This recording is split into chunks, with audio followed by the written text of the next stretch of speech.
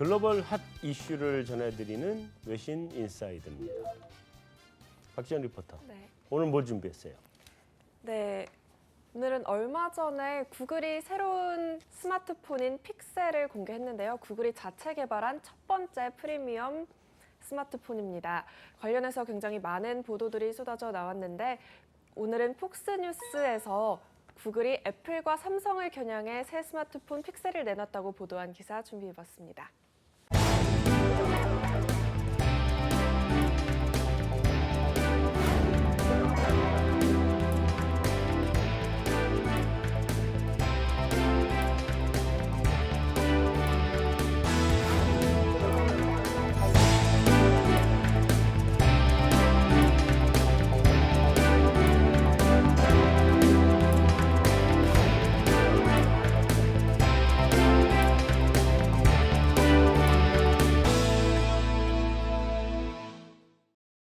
출시 소식은 다들 들으시긴 했을 것 같은데 네. 아직 국내 출시 계획은 미정이라고 해요. 혹시 사진이나 뭐 관련 기사 많이 보셨나요? 일단 봤죠. 기사는 봤습니다. 네, 근데 첫인상이 어떠셨어요? 사진으로는 이거는 그 샤오미 같은 기분이었어요. 왜냐하면 아이폰하고 갤럭시하고 생긴 게 중간 어디쯤 아닌가 싶은데 아이폰에 좀 더 가까운. 네. 근데 샤오미나 화웨이나 이거는 중국에 가서 이제 봤을 때 하나는 아이폰 닮은 것 같고 하나는 그 갤럭시 닮은 것 같고 그러면서 서로 조금씩 섞었고 이런 기분이었거든요. 사실은. 이것도 그런 것 같다는 생각이 좀 들더라고요. 뭐 기사들을 보면은 거의 삼성도 계속 비교를 많이 하고 있지만 애플의 아이폰에 대적하기 위해서 구글이 이렇게 픽셀을 내놨다라고 하고 있는데 네. 사실 지금 프리미엄 스마트폰 시장은 삼성이랑 애플이 이강 체제를 구축하고 있다고 봐야 되는데 네. 구글이 이제 이 업계에 같이 뛰어들면서 3강 체제가 되는 거 아니냐, 경쟁이 심화되는 거 아니냐 이런 말도 많이 나오고 있어요. 시장 전망 어떻게 보세요?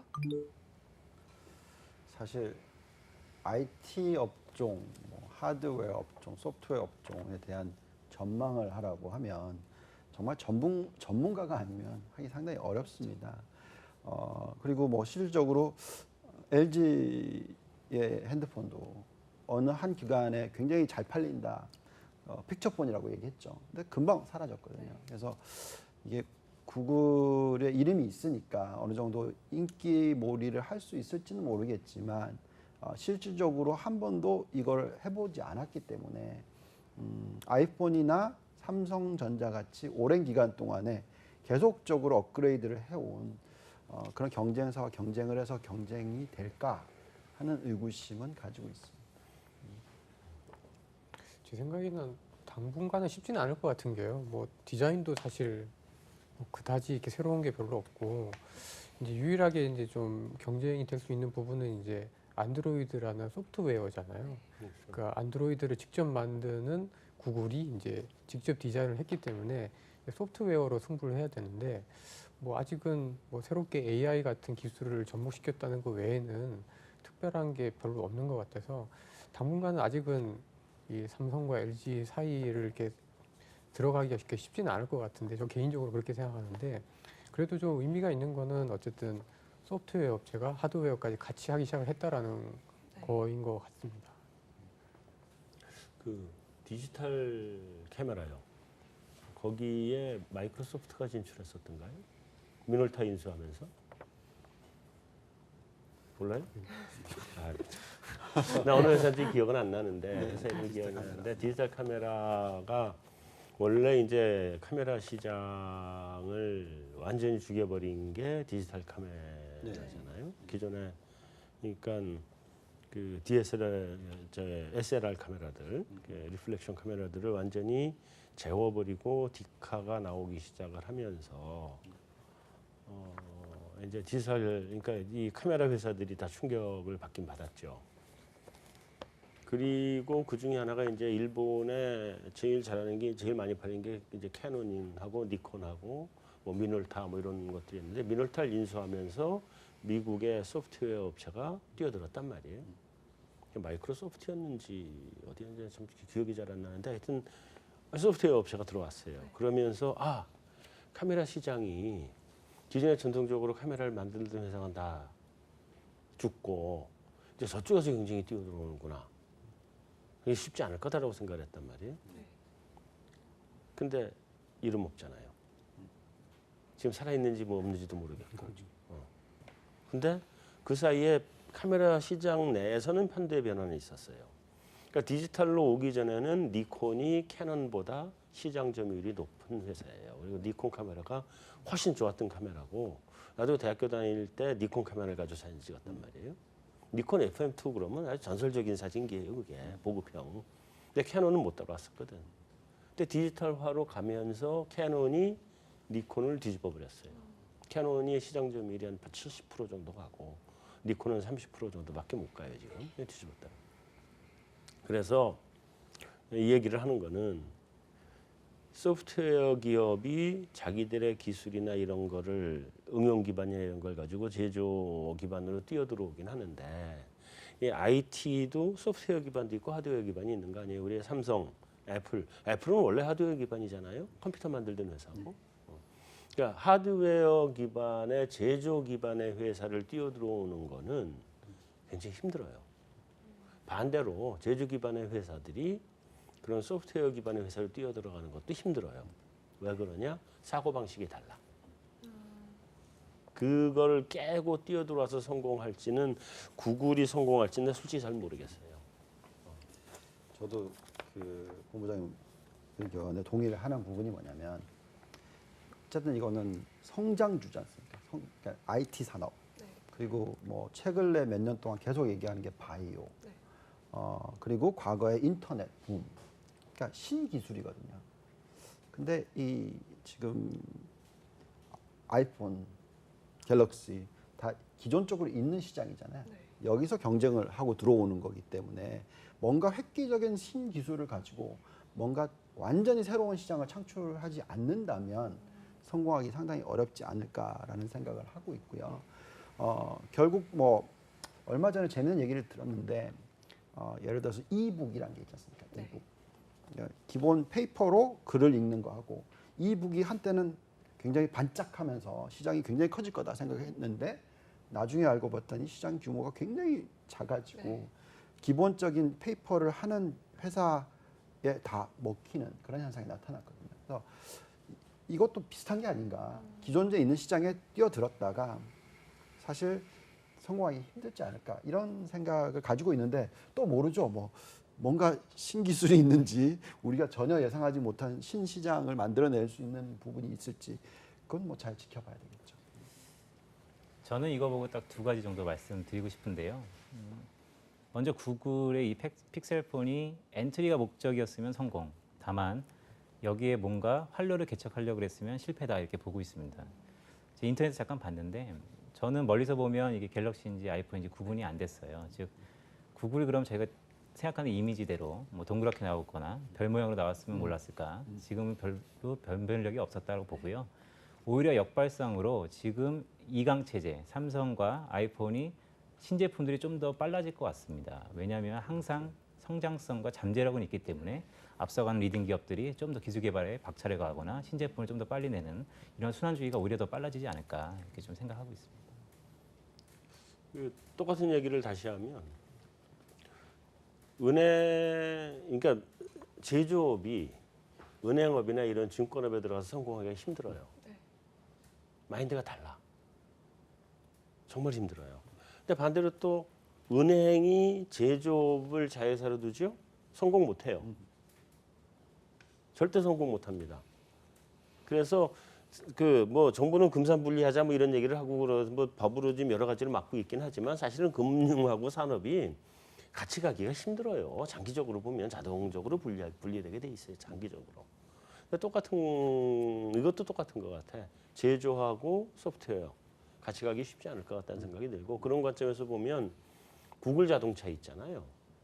난 구글이 그 자동차를 그러니까 자동으로 갈 수 있는 차를 개발하는 그 시스템을 만들어내는 거는 훨씬 잘할 거라고 보는데 그걸 가지고 자동차 시장에 뛰어들어서 차를 만들어서 판다? 그건 좀 다른 얘기가 될 것 같아요. 아 근데 그 본부장님 말씀 들으니까 이제 며칠 전에 제가 읽은 기사랑 이렇게 약간 오버랩이 되는데요. 파이낸스 타임스 보니까 저기 구글의 이코노미스트가 앞으로의 그 경쟁, 그러니까 IT나 이런 자기네들 이 업종의 이 그 뭐지 경쟁에 대한 어떤 그 생태계가 어떻게 될지에 대해서 이렇게 쭉 써놓은 게 있는데 네. 거기서 되게 좀 인상적이었던 부분이 그러니까 과거의 어떤 그 업종의 어떤 경쟁 구도는 한 산업 내에서 경쟁을 하는 건데 네. 지금 이런 뭐 AI니 인터넷이니 이런 거는 너무나 많은 다른 경쟁자를 갖고 있다는 거죠. 그렇죠.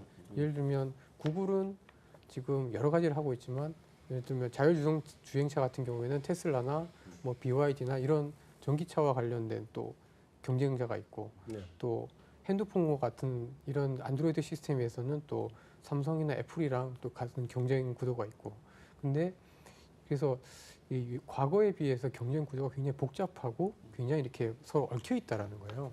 그래서 예전보다도 성공할 확률도 높지만 실패했을 때 그 기업이 사라질 확률도 굉장히 높아졌다라고 얘기한 부분이 되게 인상에 남는데 어떻게 보면 구글이 뭐 굳이 그 삼성이랑 애플이랑 하고 있는데 여기 들어가 가지고 뭔가를 뭐 3등이라도 하겠다라는 생각보다는 자기네들의 어떤 그 이 업이 얼마만큼 이렇게 다양하게 움직여질 수 있는지 플렉서블하게 변화할 수 있는지 한번 시험해 보는 게 아닌가 뭐 그런 생각이 좀 들었습니다.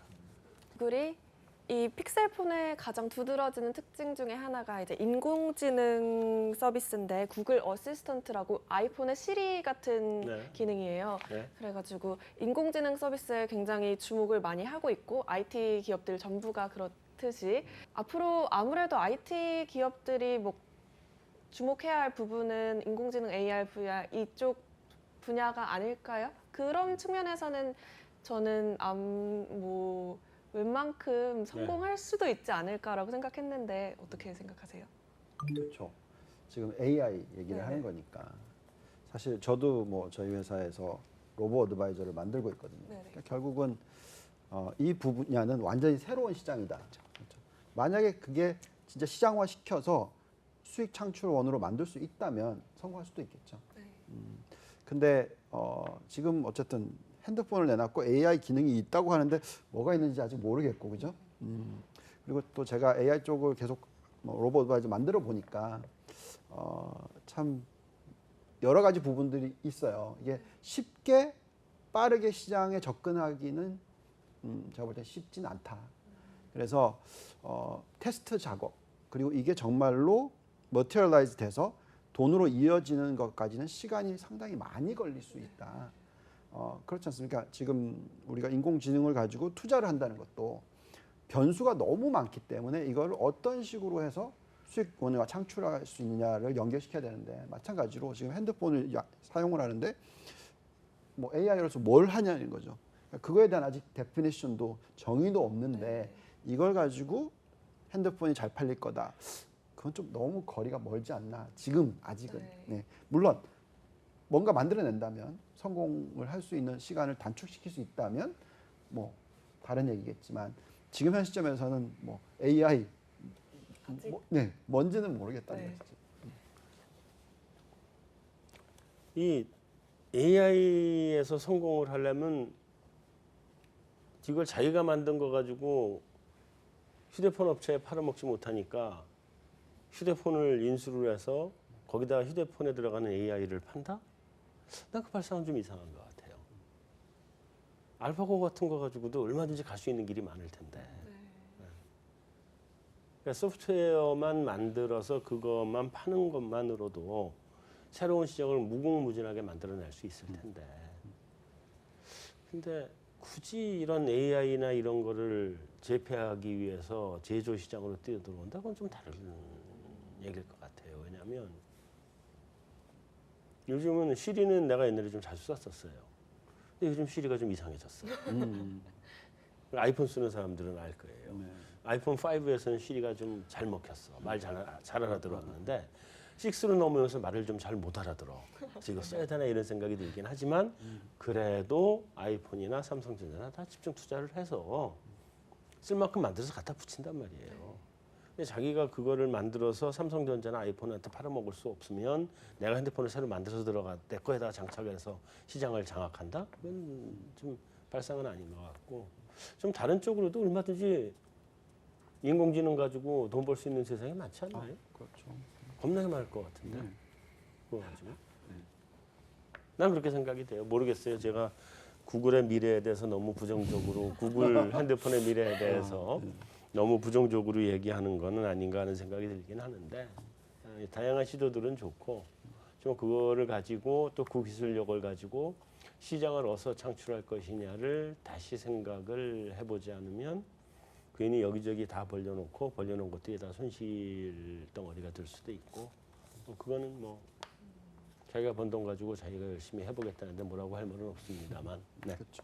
이렇게 전체적으로 얘기를 들어보니까 디자인 쪽에서도 뭐 특별히 강점이 없고 이렇게 분석 많이 이제 비교 분석 기사들이 나왔는데 기술력 측면에서도 크게 차별화되는 건 또 아니고 그렇다고 뭐 중국에서 내놓는 스마트폰들처럼 가격 경쟁력이 있는 것도 아니고 그렇죠. 그래서 아직 그리고 뭐 이런 AI 쪽은 아직 활성화되기는 좀 이르기 때문에 이 구글 픽셀폰이 어떻게 될지는 긍정적으로만 볼 수는 없을 것 같아요. 얘기를 해보니까 네. 네. 그래도 말씀 잘 들었습니다. 네. 또 다른 질문 있으신가요? 좋습니다. 그러면은 여기서 마무리하죠. 네. 자, 오늘 준비한 순서 여기서 마치겠습니다. 다음 주에 다시 뵙겠습니다.